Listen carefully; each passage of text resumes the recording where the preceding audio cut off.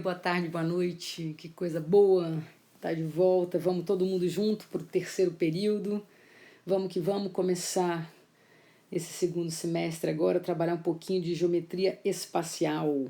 Vocês na primeira série trabalharam com a parte de geometria espacial, onde vimos poliedros, prismas, pirâmides, certo? Qual é a diferença na segunda série?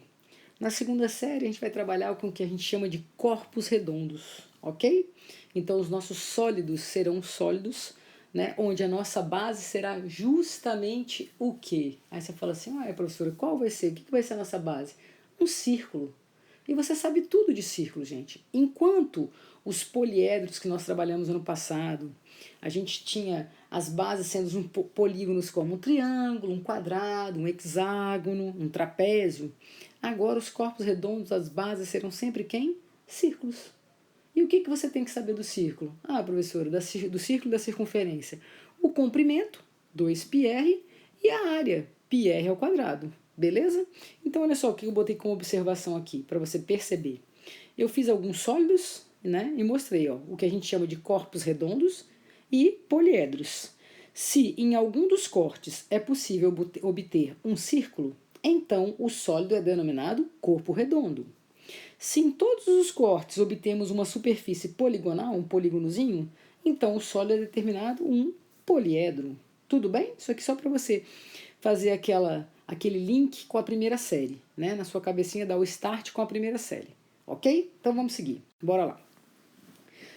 No seu dia a dia, galerinha, direto, vocês se deparam com os corpos redondos. Então eu peguei aqui 3 exemplozinhos bem simples, né? Uma latinha de refrigerante, que se assemelha muito o quê? A um cilindro. Uma taça, né, de vinho, de espumante, de vinho nesse caso, né? Que se assemelha com o quê? Com um cone. Uma bola de futebol, né? Com o que a gente lembra? Uma esfera, ok? Então vamos seguir. Galera, o primeiro sólido, tá, que a gente chama de sólido de revolução, que nós iremos trabalhar, é o famoso cilindro. Aqui, ó. A gente vai trabalhar primeiro com o cilindrozinho, depois com o cone e por último com a esfera. Como que a gente vai analisar? Por que eles são chamados de sólidos de revolução, né? Porque quando eu pego, por exemplo, um retângulo como esse aqui, vocês viram comigo na aula gravada, inclusive, dentro do GeoGebra, fica mais fácil. É como se eu estivesse varrendo. Quando eu faço isso, galera, e vou girando em torno deste eixo aqui, ó, eu construo justamente quem? Esse sólido, que é o meu chamado cilindro. Então aqui é como se fossem as varreduras, tá? Ó, o retângulozinho girando, ó, em torno do eixo. Tá? E aí você vai juntando isso aqui vai formar justamente quem? O seu cilindro aqui. Beleza? Só. Existem dois tipos de cilindro, pessoal. O cilindro que a gente chama de cilindro reto e o cilindro que a gente chama de cilindro oblíquo. O cilindro reto, gente, também recebe o nome de cilindro de revolução, que foi o que a gente acabou de ver no slide anterior. Eu pego um retângulo e giro em torno deste eixo aqui, ó, entendeu? Quando eu faço isso, ele é chamado de cilindro reto ou cilindro de revolução. Quando ele é inclinado, digamos assim, onde, galera, o que a gente comenta, né? Isso aqui seria o quê? As nossas geratrizes, certo? Tudo bem? Beleza. As nossas geratrizes, quando o cilindro é reto, elas coincidem justamente com quem? Com a altura do seu cilindro. Então, o seu cilindro tem uma altura e tem as duas basezinhas aqui, ó, que são idênticas. Quando a altura não coincide com a geratriz, certo? Aqui as geratrizes, ó. Aqui as minhas geratrizes. Elas são oblíquas. Então, a minha altura não coincide com a minha geratriz. A gente chama de cilindro oblíquo. Ok? Tudo bem? Então, eu botei aqui para vocês, ó, no cilindro reto, cada uma das geratrizes é também chamada de altura. Já isso não acontece. Beleza, quando a gente vai trabalhar com qualquer sólido, a gente tem que saber identificar as partes desse sólido. Então, pensando justamente no nosso primeiro cilindro, coloquei esse cilindro, inclusive, como sendo oblíquo. O que seriam as minhas bases? São justamente os 2 círculos de mesmo raio, que são idênticos. Aqui, ó. Essa aqui é a minha base e essa aqui é a minha outra base. ok? Vou apagar só para não deixar a figura suja. Beleza. O que seria o que a gente chama de eixo? É justamente, galera, a reta determinada pelo ponto O', centro das duas bases. Aqui, ó, isso aqui é o nosso eixo.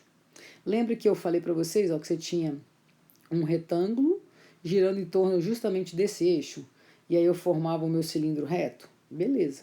Só que agora ele é oblíquo, tá? Então eu tenho aqui o meu eixo, ó, que passa justamente pelos dois centros das bases. A gente tem o que a gente chama de geratriz, que eu já comentei, são todos os segmentos paralelos ao eixo. Então, olha só, todos os segmentozinhos paralelo ao eixo. Olha aqui a geratriz, ó, a gente representou por G. Temos também chamado de superfície lateral, é o conjunto de todas as geratrizes. Então, quando eu junto tudo isso aqui, galerinha, a gente chama de superfície lateral. Professor, o que vem a ser superfície total? É pegar a superfície lateral e juntar com as duas bases. Então, isso aqui passa a ser a nossa superfície total. Professor, e a altura? Que H é esse aqui? É a distância, gente, entre os dois planos das bases. Então, olha só, é o plano dessa base aqui, certo? E o plano dessa base aqui. Essa distância entre os dois planos eu determino como altura. Lembrem-se, a altura, ok, coincide com a geratriz quando o meu cilindro for um cilindro reto. Quando ele for um cilindro oblíquo, lembrem-se sempre, a minha geratriz não coincide com a minha altura, de forma alguma. Beleza? Professor, eu achei interessante quando você fez na aula gravada o nosso sólido. Você construiu o nosso cilindro lá, mostrando que era um cilindro de revolução. Beleza, e eu ainda mostrei para vocês o seguinte, a planificação dele. Então, quando eu pego essa latinha aqui, ó, quando eu pego a minha latinha no formato de um cilindro, imagina que eu passo a tesoura, galerinha, e abro essa latinha. Adivinha o que acontece? Eu mostrei isso para vocês na aula gravada. Quando eu abro, galerinha, eu torno essa figura um retângulo, aqui 2 círculozinhos. E aí o que eu mostrei? Que esse comprimento do retângulo é justamente o comprimento dessa circunferência. Então, por isso é chamado de 2πr. E essa altura aqui é justamente a altura de quem? Do seu cilindro, quando a gente abre aquela latinha. Professor, então calma aí. Então a gente pode concluir que a área da base é πr², porque é a área de círculo. Beleza. A área lateral é justamente a área daquele retângulo que eu abri ali, onde aqui é o comprimento. Aqui é o comprimento da sua circunferência e aqui é justamente a altura do seu cilindro. Para calcular a área de um retângulo, é base vezes altura, 2πr vezes h. Belezinha? Ok. E o que vem a ser então, professor? A chamada área total, a área da superfície total. É pegar as duas bases, então pegar 2πr² e juntar com a área lateral, com 2πrh. Prof, mas tem 2π aqui, tem 2π aqui. Vamos colocar logo 2π em evidência? E tem r aqui ao quadrado e tem r aqui. Então, a gente pode colocar 2πr em evidência. Feito isso, vamos agora, então, exercitar. Vamos aplicar isso aqui. Como que eu uso, né, o que eu acabei de aprender sobre o cilindro? Olha só, calcule a área da base, a área lateral e a área total de cada um dos cilindros retos.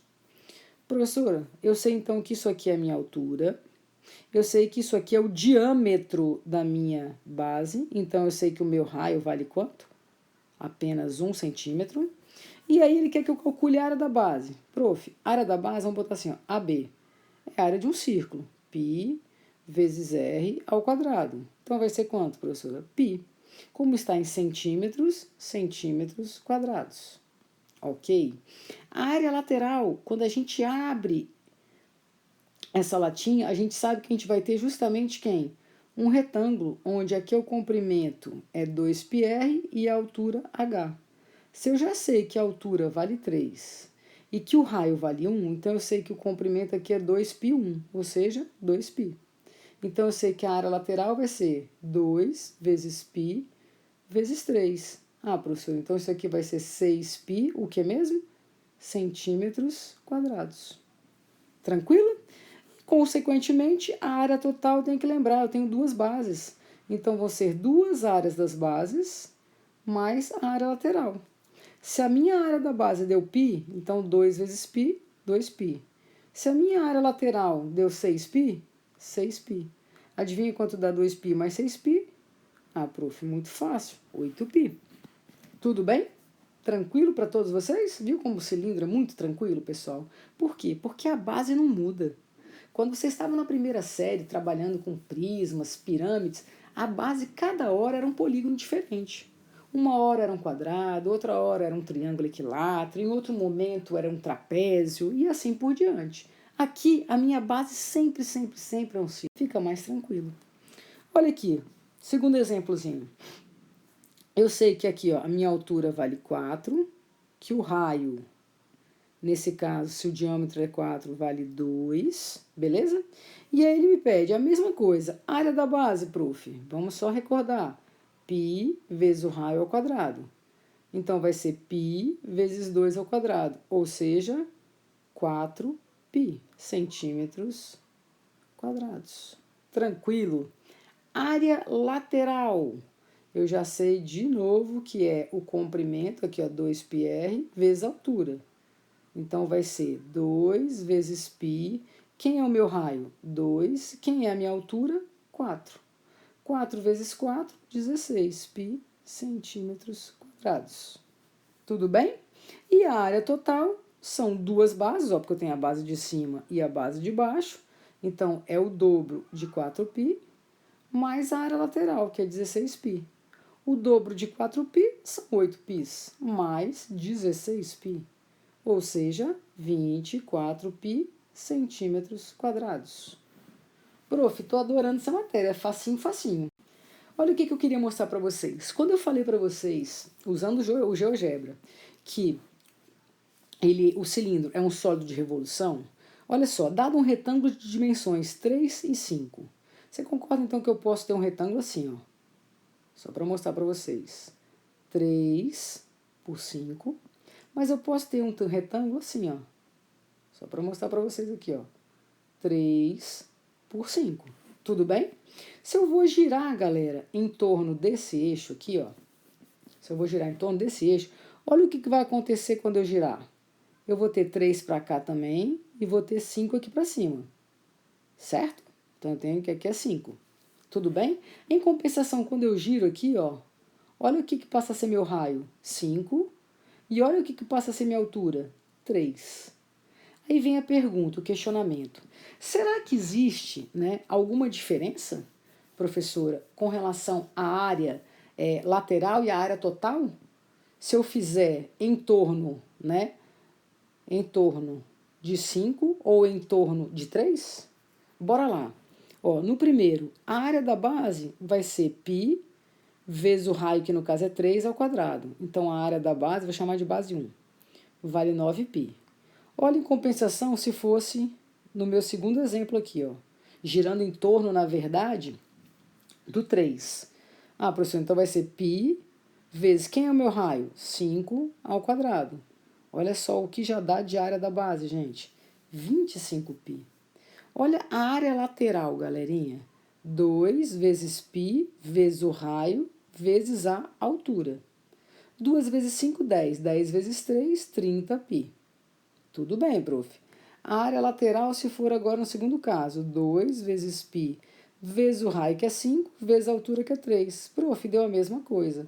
Então, você reparou, ó, que a área lateral não fez nenhuma diferença. Em compensação, a área da base mudou totalmente. Ok? Para a gente iniciar esse segundo semestre, né, e começar com o pé direito, a gente para aqui hoje, tá? A ideia era justamente mostrar para vocês o cilindro como sendo um sólido de revolução.